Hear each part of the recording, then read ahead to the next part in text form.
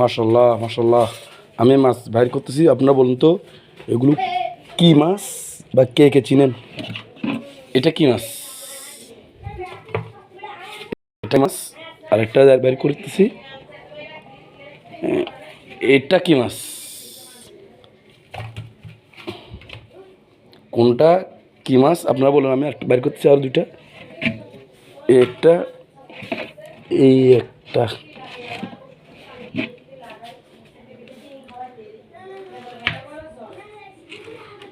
কোনটা কি মাছ বলুন তো, কে কে বলতে পারবেন?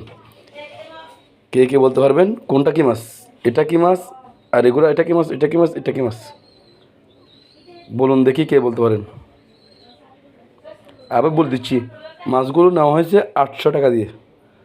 850 টাকার মাছগুলোর দাম 850 টাকা।